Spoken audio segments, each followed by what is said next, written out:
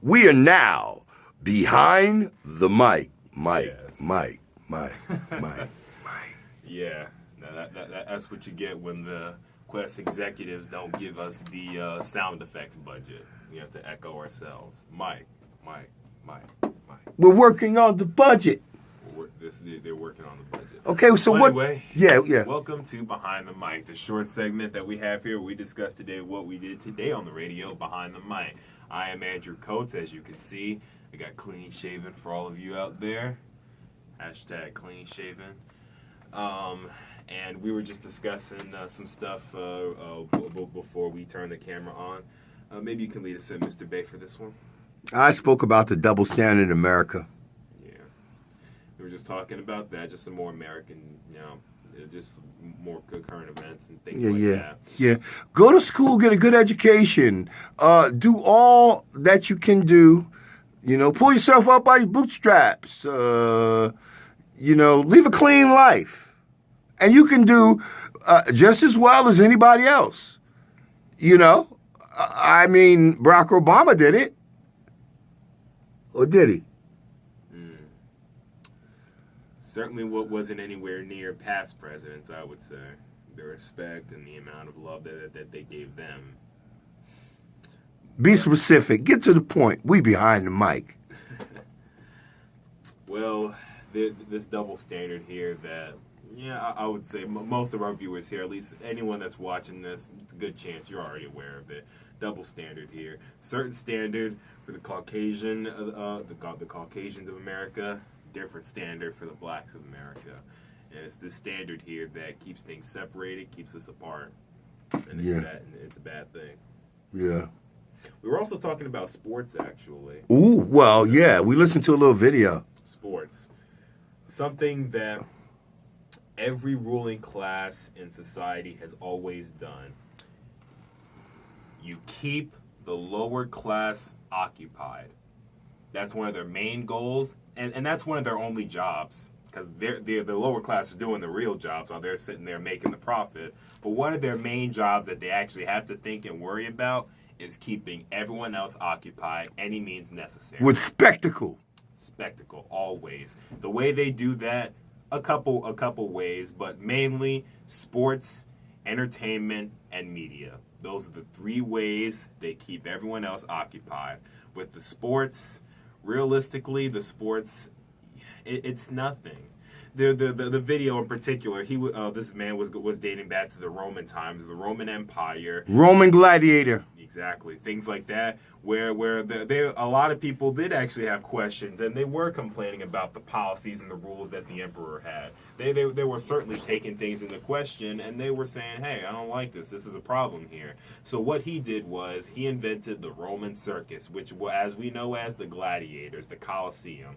He built an entire big stadium. He had everyone thrown in there screaming and yelling, yeah, kill each other, yeah, eat the lion, playing football, the Olympics, all that stuff. It was all built so just to keep the people and the citizens of Rome occupied while the emperor could sit up there on his throne and do whatever he wants. A better word would be distracted. Distracted, yes, distracted, so he could sit on his throne and do whatever he pleases, and also it would benefit him in the sense that people would be distracted and occupied in that sense where they wouldn't try to learn about law or government or the real things that matter here, and they would be manipulated into not being as smart as they could be or they should be.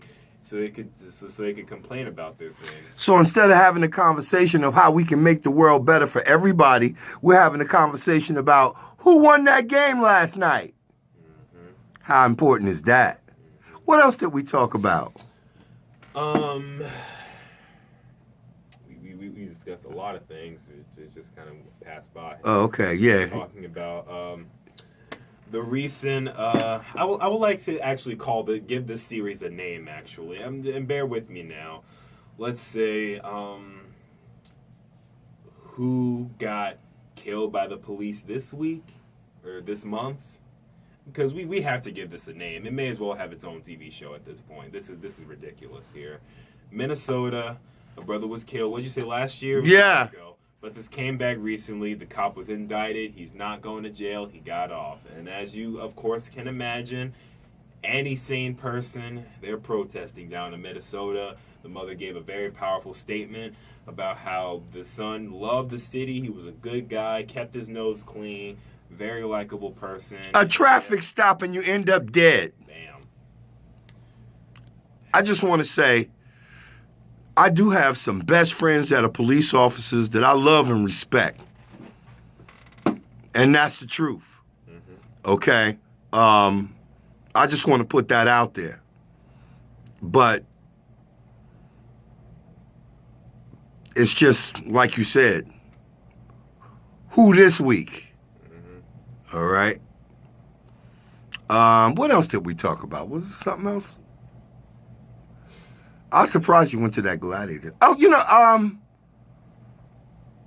what did you learn today? Anything? Not really learn, but I'm more just like reaffirm some things. It definitely brought a few ideas to mind with the whole sports thing, because that is something else.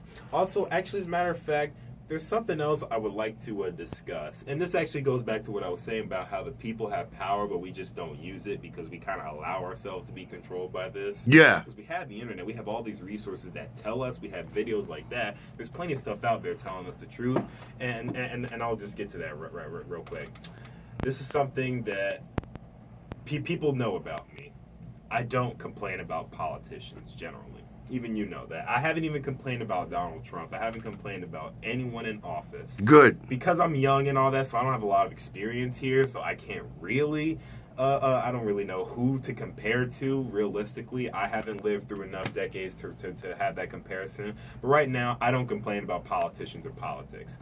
And the reason why I do it, the reason why I don't complain is because if you think about it, where do all these bad politicians come from? They don't fall out of the sky. They don't just appear. They don't pass through. No. These politicians come from American families, American homes, American businesses, American churches. They come from America. This is the best we can do. This is the best we can produce here. It's garbage in, garbage out. Now, my thing is, I don't complain about politicians because they were born in the public. Now, some of them were affluent and stuff. They're different, of course. Many of them were affluent. They were rich and all that. But in general, they were from the public. So my thing is, maybe it's not the politicians that suck. Maybe it's the public. It's the public that don't have the conscience, that don't have the will to learn, that don't have enough knowledge to learn that everything here is just a facade. It's a scam. And many people